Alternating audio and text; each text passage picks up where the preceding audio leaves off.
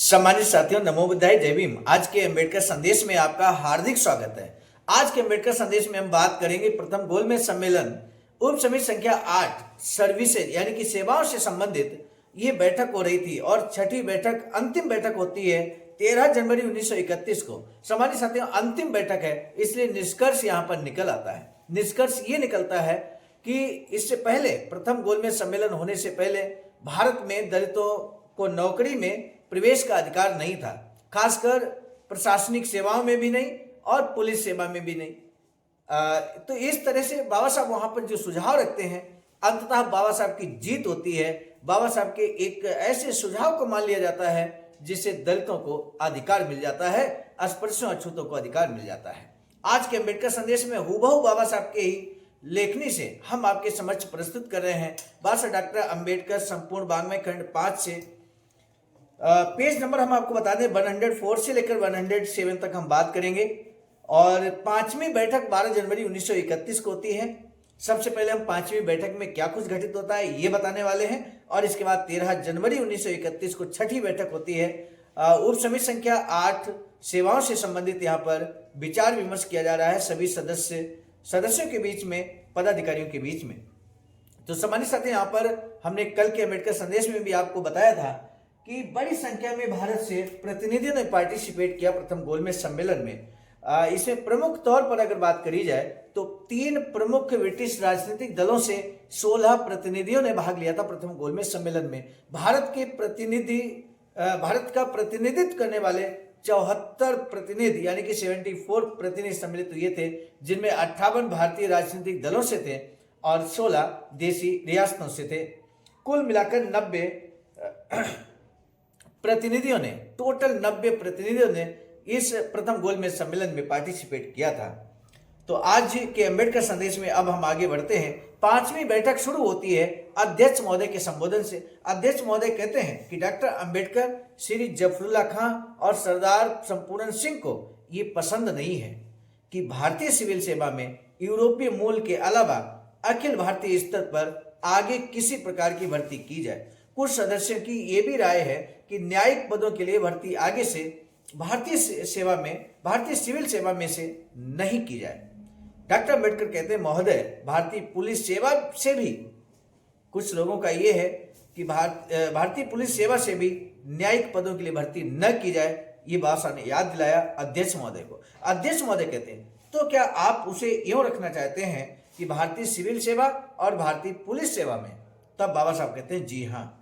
अध्यक्ष महोदय कहते हैं, क्या यही मत श्री जफरुल्लाह खां का भी है? तब श्री जफरुल्लाह खां स्वयं बोलते हैं, कहते हैं, जी हाँ, यही मत मेरा भी है कि भारतीय सिविल सेवा और भारतीय पुलिस सेवा, यानी कि बाबा साहब और जफरुल्लाह खां समेत सरदार संपूर्ण सिंह ये चाहते थे कि भारतीय सिविल सेवा और भारतीय पुलिस सेवा को अखिल भारतीय स्तर पर न रखा जाए, इसका जो भर्ती है वो प्रांतीय स्तर पर किया जाए। ये बाबा साहब का और इन लोगों का विचार था। तब यहाँ सरदार संपूर्ण सिंह कहते हैं, अध्यक्ष कहते हैं, और सरदार संपूर्ण सिंह का भी यही मत है? तब स्वयं बोलते हैं सरदार संपूर्ण सिंह, कहते हैं, बिल्कुल। अध्यक्ष कहते हैं, मेरा अभिप्राय केवल आपके मत अभिलिखित करना, इसलिए मैं ये शब्द रख देता हूं। और भारतीय पुलिस सेवा के लिए छठी बैठक 13 जनवरी 1931 को होती है। पांचवी बैठक में इतना ही जो अभी हमने आपके समझ जो कंटेंट रखा है, इतना ही बातचीत होती है। छठी बैठक 13 जनवरी 1931 को जो होती है, विस्तार से होती है, डिस्कशन होता है, डॉक्टर अंबेडकर से शुरुआत होती है। बाबा साहब कहते हैं, मैं उप पैराग्राफ 4 के बाद इस आशय के एक नए पैराग्राफ का समावेश करना चाहता हूँ। उप समिति चाहती है कि लोक सेवा में दलित वर्गों को रोजगार दिलाने के मामले में उदार नीति अपनाई जाए, और ये विशेष रूप से सिफारिश करती है कि पुलिस और सेना की भर्ती जिससे मैं उन्हें इस समय अलग रखा गया है, अब उनके लिए खोल दी जाए। श्री चिंतामणि कहते हैं, उनको नियमतः अलग रखा गया है या केवल व्यवहार में ऐसा होता आया है? डॉक्टर अम्बेडकर कहते हैं कि नियम के द्वारा पुलिस सेवा आयोग में यह स्पष्ट रूप से निर्धारित किया गया है कि दलित वर्ग अपात्र है पुलिस सेवा में ये बात बाबा साहब यहाँ स्पष्ट तौर पर कहते हैं, ये नियम में शामिल किया गया है। तब श्री चिंतामणि कहते हैं, यदि कुछ विशिष्ट विभागों जैसे पुलिस और सेना से दलित वर्गों को अलग रखे जाने संबंधी नियम है भी, तो वे ऐसे नियम नहीं होंगे जो समस्त देश पर लागू होते हो। इस प्रकार के कुछ नियम कुछ प्रांतों में होंगे, सब में नहीं। तब बाबा साहब जवाब देते हैं। बाबा साहब कहते हैं, यदि ऐसा वांछनीय हो तो मैं अपने प्रस्ताव का अंतिम अंश इस प्रकार रखना चाहूंगा। आखिर बाबा साहब ने अंतिम अंश किस तरह से रखा है, ये जानना बहुत जरूरी है। तब बाबा साहब कहते हैं, और विशेष रूप से, ये बाबा साहब का सेंटेंस है, और विशेष रूप से सिफारिश करती है कि उन्हें यानी कि दलित वर्गों को इसके बाद उनकी अस्पृश्यता के कारण लोक सेवा के किसी भी विभाग से बाहर नहीं रखना चाहिए। ये सेंटेंस बाबा साहब इस कार्यवाही में जोड़ देना चाहते हैं कि अस्पृश्यता के कारण लोक सेवा के किसी भी विभाग से बाहर नहीं रखना चाहिए। अंततः आप देखेंगे किस तरह से बाबा साहब की बात को मान लिया जाता है। आज का अम्बेडकर संदेश थोड़ा सा लंबा होगा, लेकिन आपको धैर्य बनाकर अंत तक सुनना है। तब राजा नरेंद्र नाथ कहते हैं, बिल्कुल ये बात खंड 5 का में आती है। माननीय कांवस जी जहांगीर विस्तार से कहते हैं वस्तु स्थिति यह है कि इस समुदाय को इसलिए अलग कर दिया गया है कि उन्हें रोजगार देना अव्यवहारिक है। इसकी तफसील में इस समय जाने से कोई लाभ नहीं है। यदि हमारे पास दलित वर्गों के लिए अलग से कोई अनुभाग होता, तब भी ऐसे वर्गों के सदस्यों के लिए यह परेशानी होती कि उन्हें उन लोगों के बीच सिपाही का काम करना पड़ता, तो उनसे संतुष्ट नहीं रहते। ये बात स्पष्ट नहीं है कि इस भारी असुविधा को किस तरह दूर किया जाए। मैं इस पर कोई राय नहीं दे सकता। जो कुछ हुआ है वह बहुत ही अनिच्छा से किया गया, जिसे मैं समझता हूं कि डॉक्टर अंबेडकर स्वीकार करेंगे, लेकिन मुझे ये सब कुछ कहने में भी कोई आपत्ति दिखाई नहीं देती जो डॉक्टर अंबेडकर हमसे करवाना चाहते हैं। हालांकि वह नेक भाव मात्र ही होगा। मेरा ख्याल है कि हमने यही राय सैकड़ों बार व्यक्त की है और उनका परिणाम शून्य रहा है। डॉक्टर अंबेडकर अच्छी तरह जानते हैं कि किस प्रकार के आदेश पारित किए गए हैं और किस प्रकार वे अव्यवहार्य सिद्ध हुए हैं। इसके बावजूद मैं उस पैराग्राफ के समावेश का समर्थन करता हूं जिसका उन्होंने प्रस्ताव किया है। हम ये जोखिम उठा रहे हैं और ये जानते हैं कि संभव है यह व्यवहारिक प्रस्ताव सिद्ध ना हो, लेकिन जैसा आपने पहले कभी कहा है, यदि हम किसी आदर्श की ओर उन्मुख हों तो यह हमेशा संभव नहीं है कि वह तर्कपूर्ण भी हो। बाबा साहब डॉक्टर अंबेडकर कहते हैं, मुझे विशेष रूप से इस बात की चिंता है। आखिर बाबा साहब की एक बड़ी चिंता है क्या, जानना बहुत जरूरी है। बाबा साहब कहते हैं, मुझे इस बात की बड़ी चिंता है कि पुलिस और सेना का उल्लेख किया जाना चाहिए। पुलिस और सेना का उल्लेख किया जाना चाहिए क्योंकि यही वे विभाग हैं जिनके लिए दलित वर्गों के सदस्य सबसे अधिक उपयुक्त होंगे। यानी कि यहाँ पर विभागों का जिक्र कर दिया जाए तो बहुत अच्छी बात रहेगी। कहीं ऐसा ना हो गोलमोल बात हो जाए और अंततः गोल में सम्मेलन समाप्त हो जाए, कुछ मिले भी ना। बाबा साहब स्पष्ट तौर पर गारंटी चाहते हैं, मेरे साथियों, गारंटी चाहते हैं दलितों के लिए, अस्पृश्यों के लिए, कि उनका प्रतिनिधित्व सुनिश्चित हो, पुलिस में भी, सेना में भी।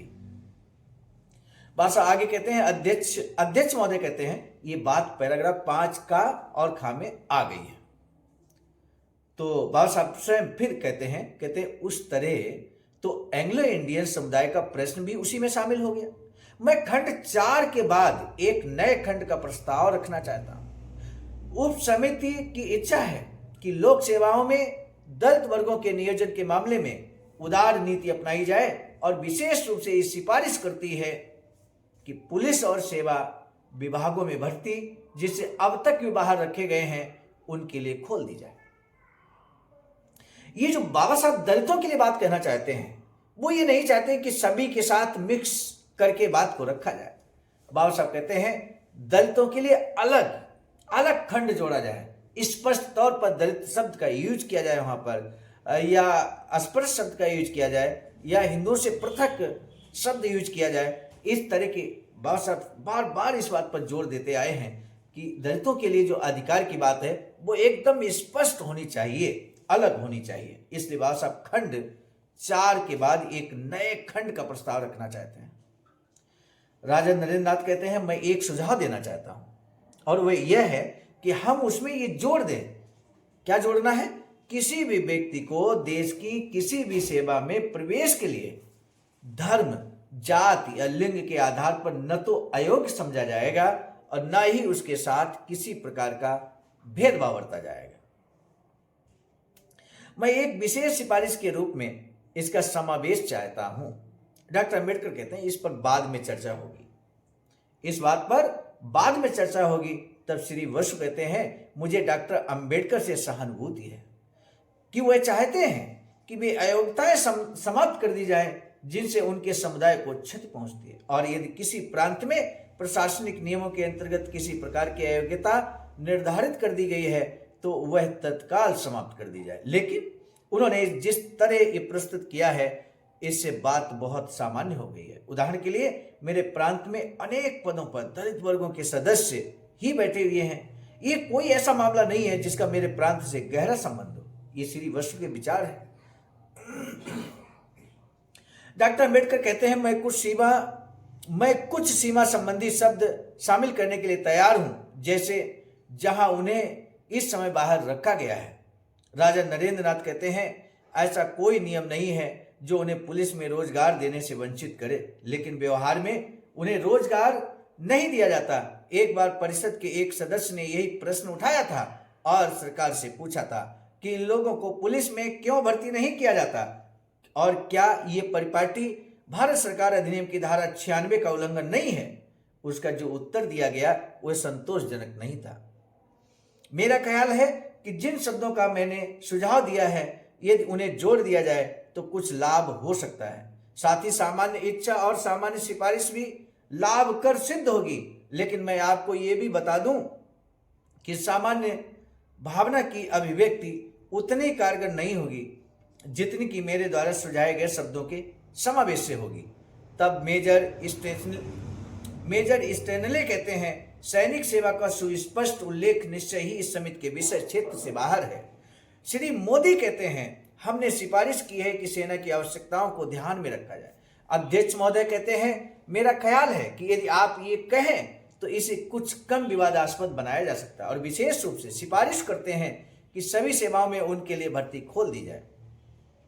श्री मोदी कहते हैं जी हाँ, जिससे हमें अब तक वंचित रखा जाता रहा है। अध्यक्ष महोदय कहते हैं मैं ये नहीं कहूंगा क्योंकि इससे विवाद उत्पन्न हो जाएगा। आप यही कहना चाहते हैं कि सभी सेवाओं में भर्ती के द्वार उनके लिए खोल दिए जाएं। किनके लिए? दलितों के लिए। लेफ्टिनेंट कर्नल गिडने कहते हैं उनको ऐसे रोजगार के लिए किसी प्रकार से अयोग्य नहीं माना जाएगा। अध्यक्ष, क्या मैं ये बात कह सकता हूं कि यदि हम चाहते हैं कि ये रिपोर्ट सबकी समझ में आ जाए तो इसमें ऐसे 2 पैराग्राफ का रखना जिनमें ठीक वही बात कही गई हो कुछ अनुपयुक्त प्रतीत होता है। इसलिए मैं डॉक्टर अंबेडकर को यह सुझाव देना चाहता हूं कि यदि हम यही शब्द चाहते हैं तो बेहतर हो कि खंड 5 के बाद आए। हमें अपनी सामान्य सिफारिशें खंड 5 में रखनी चाहिए और उसके बाद मेरा सुझाव है कि खंड 5 के अंत में हम एक पैराग्राफ जोड़ दें जिसमें ये लिख दें। क्या लिखना है कि यह सिफारिश करते हुए स्पष्ट किया गया, अर्थात उपसमिति का संकेत विशेष रूप से खंड 5 में दी गई सिफारिश दलित वर्गों से है। डॉक्टर अंबेडकर कहते हैं बहुत अच्छा, यानी कि बाबा साहब का यहाँ मन मुताबिक बात हो जा रही है। खंड 5 में दलितों की बात कह दी जा रही है स्पष्ट तौर पर। खंड 5 सिर्फ और सिर्फ दलित वर्गों से संबंधित रहेगा जिसमें स्पष्ट उल्लेख किया जाएगा। तब डॉक्टर अंबेडकर यानी कि बाबा साहब यहाँ पर खुश हो जाते हैं और कहते हैं बहुत अच्छा। अध्यक्ष महोदय कहते हैं यदि आपको आपत्ति ना हो तो हम खंड 5 पर पहले चर्चा कर लें और फिर देखें कि उस आशय के किसी खंड को जोड़ने की आवश्यकता है या नहीं।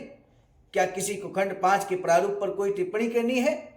राजा नरेंद्र नाथ बोलते हैं इस बारे में मैं कह चुका हूं। मैंने ये सुझाव दिया था कि अयोग्यता के बाद आपको ये जोड़ देना चाहिए, ना ही उसके साथ किसी प्रकार का पक्षपात किया जाएगा।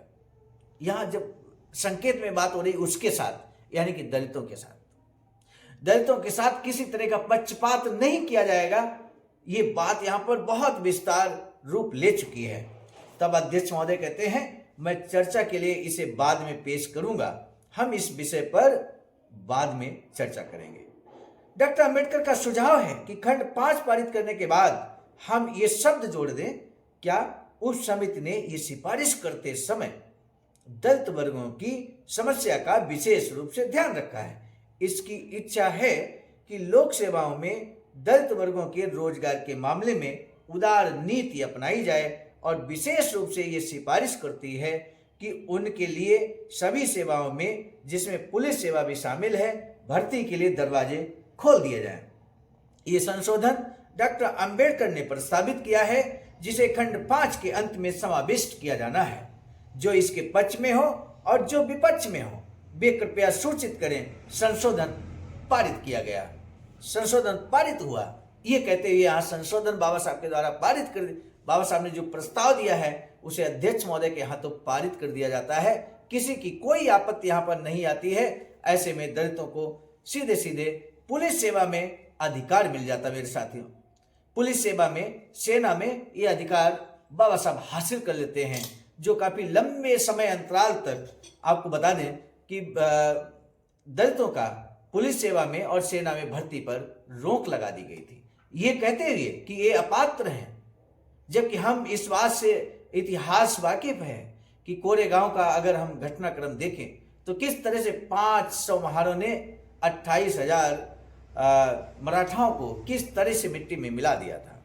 मेरे साथियों, हमेशा इतिहास आपके शौर्य की गाथा गाता है। दलितों के शौर्य पर किसी तरह का संदेह नहीं होना चाहिए किसी को।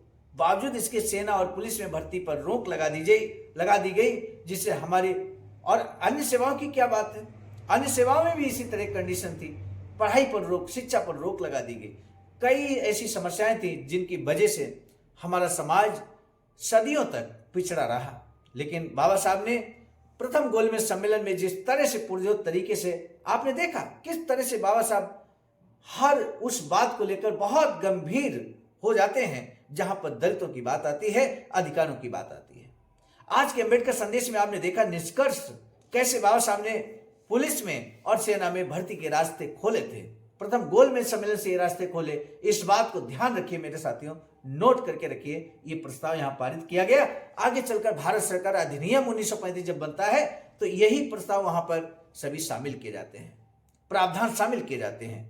इसलिए मेरे साथियों, जब तक कि बाबा डॉक्टर अंबेडकर संपूर्ण भाग में खंड 5 डॉक्टर अंबेडकर गोलमेज सम्मेलन में, इसी शीर्षक से एक किताब है और ये जब तक संचालित है, चल रही है, इसे आपको बड़ी गंभीरता के साथ सुनना होगा और इसे आप शेयर भी कीजिए आम जनमानस तक। अगर ये बात बाबा साहब के द्वारा किए गए संघर्ष पहुंचता है तो निश्चित तौर पर हमारा समाज जागरूक बनेगा। और यही तो उद्देश्य अंबेडकर संदेश का है।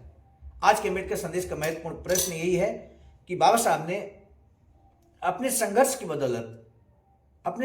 की बदौलत किस क्षेत्र में भर्ती के रास्ते दलितों के लिए खोल दिए हैं। आपको वो क्षेत्र बताने हैं, विभाग बताना है, आप निश्चित तौर पर बता सकते हैं। आज का अंबेडकर संदेश निष्कर्ष के तौर पे था। हमें पूरा भरोसा है कि आप इसे जन जन तक पहुंचाने के लिए अपने स्तर से जरूर प्रयास करेंगे, जरूर शेयर करेंगे इस वीडियो को, इस अंबेडकर संदेश को। इसी निवेदन और आह्वान के साथ हम आज के अंबेडकर संदेश को यहीं पर स्थगित करते हैं। मिलेंगे कल के अंबेडकर संदेश में, लेकर पूर्ण अधिवेशन सामान्य पुनर्वलोकन 8वीं बैठक 19 जनवरी 1931 को होती है। भावी संविधान में दलित वर्गों के संरक्षणों के लिए सुस्पष्ट और ठोस प्रावधानों की मांग किस तरह से की जाती है, और पूरा पाठ हम कल के अंबेडकर संदेश में रखेंगे। आज दीजिए इजाजत, आप सभी को सादर नमो बुद्धाय, जय भीम। सम्मानित साथियों, यदि आप हमारे इस चैनल आवाज़ का ऑफिशियल, जिस पर नियमित सुबह 5 बजे डॉक्टर अंबेडकर संदेश आपको मिलता है, आप हमारे इस चैनल को सपोर्ट करना चाहते हैं तो हमारा आपसे निवेदन है कि आप हमारे इस चैनल को सब्सक्राइब कर लें, वीडियो को शेयर, लाइक, कमेंट जरूर करें।